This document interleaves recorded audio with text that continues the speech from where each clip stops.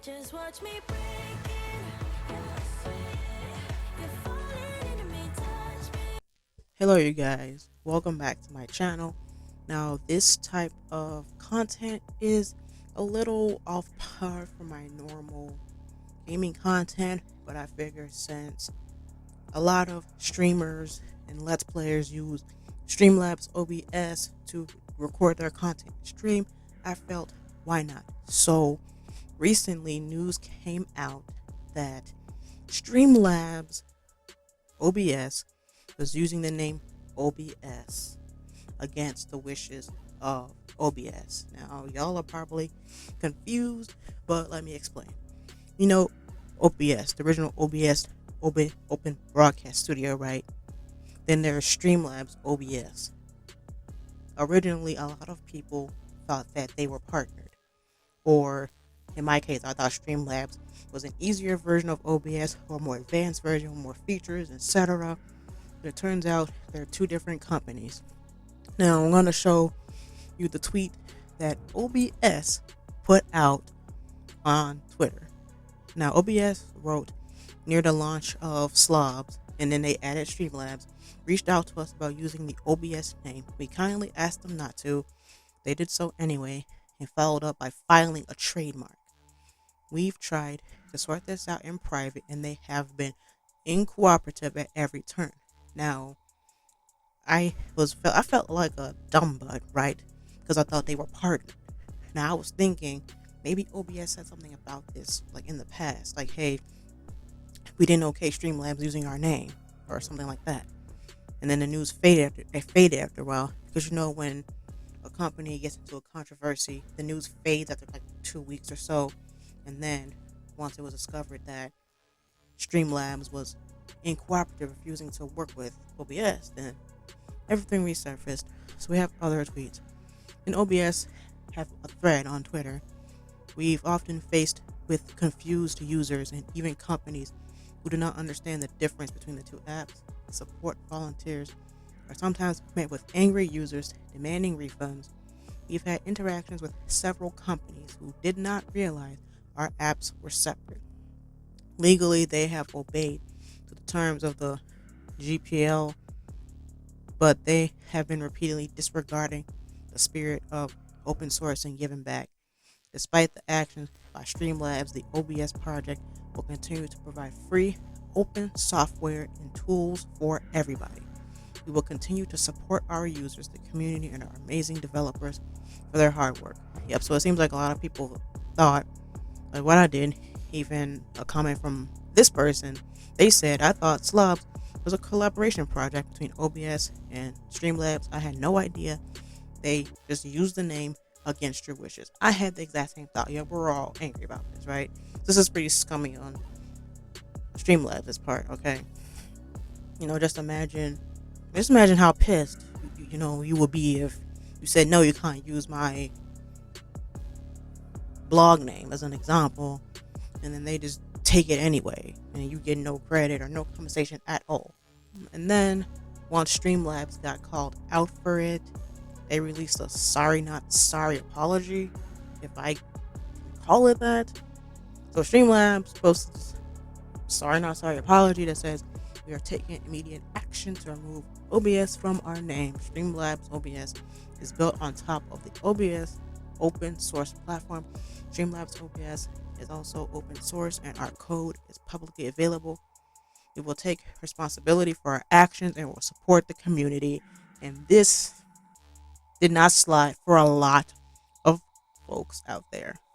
One person said, you're only taking responsibility because you're getting hardcore canceled, the damage is done, and everyone knows what you've made of other people's work.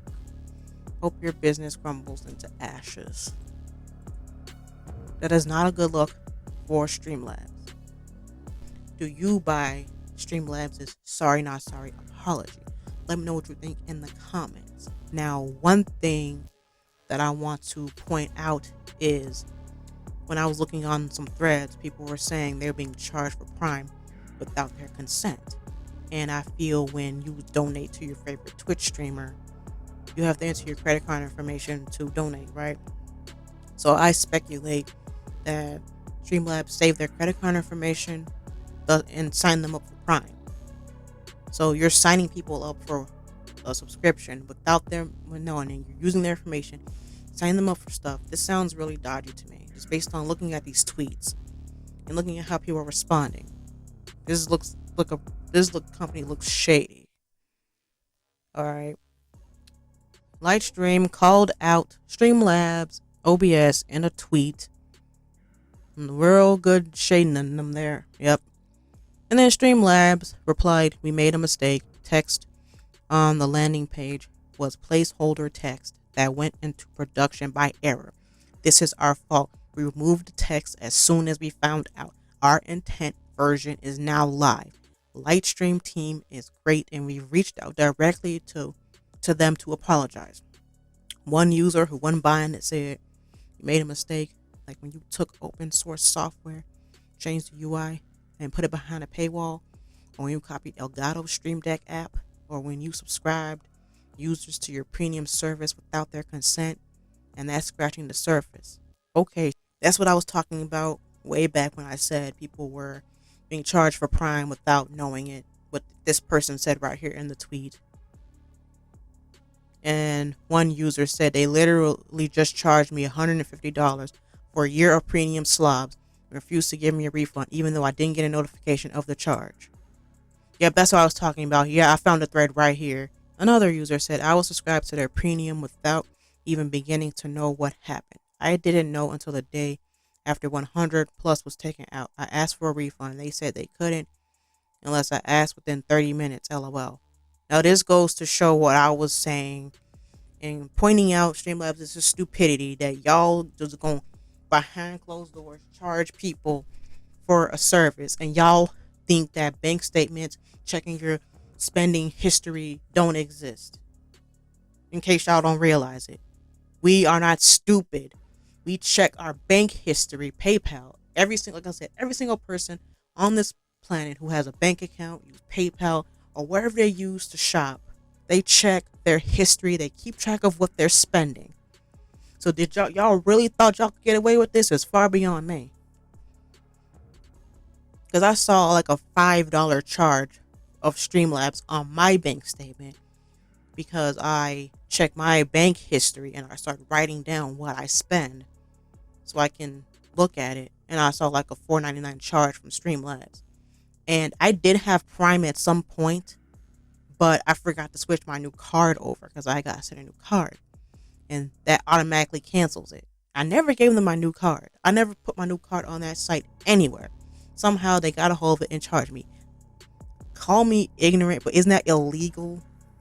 That has to be illegal somewhere. It has to be something. But like I said, call me ignorant, but that has to be wrong. That somehow you're getting these people's credit card information, completely unrelated. But here's an example. I signed up for dental insurance, and I signed up for auto pay, where it automatically comes out of my account on the day the bill is due. But they didn't tell me that they were going to double charge me. They were going to charge me for the current month and the next month in the same month. So just rule out confusion. It's November, right? So let's say the bill was due today. So today's deposit will come out today. December's deposit will come out next week. I saw that in my bank statement, and I called the company thinking maybe it was an error because mistakes happen. And then they said that for auto pay, they do that. Now, if you're going to be charging someone, you need to make it clear and cut what you're charging, when you're going to charge them, what's coming out. Because imagine if I didn't have enough money in my bank account and I was aware of this charge, I was unaware of this charge coming out, I would have went into overdraft. And you have to pay overdraft fees when you overdraft. So imagine these people not knowing that they're going to be charged for Streamlabs. I have trouble bringing my thoughts out. So just keep that in mind for in the future if I ever do videos like this. But like I said, I thought I would just give an example of when I was charged for something without it being fully disclosed with me. Like the dental insurance never disclosed that they double charged on the same month. Because when you on auto pay for your bills, if your bill is due on the 20th, it comes out on the 20th every month.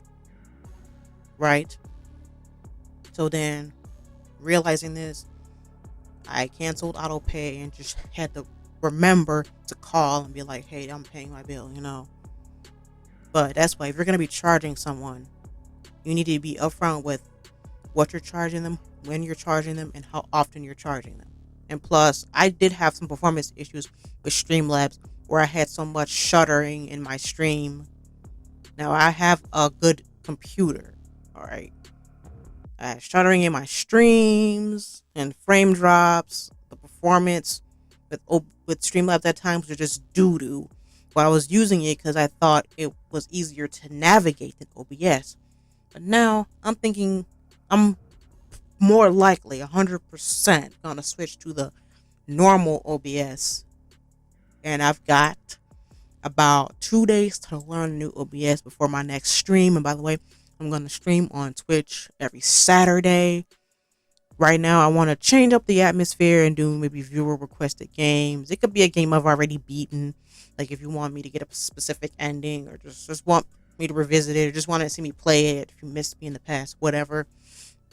But yep, there are tutorials on how to import your scenes from Streamlabs to normal OBS. And a normal OBS, or the original OBS, is 100% free, and they don't under the rug charge you for stuff, unlike Streamlabs. Yeah, I know Streamlabs. I'm gonna shade you like a lamp. So tell me your thoughts in the comments down below. Like I said, this is my first time doing a commentary video like this. So that's that, you guys. Make sure you guys subscribe for more and turn on the bell icon so you know when I'm posting. And I will catch you in the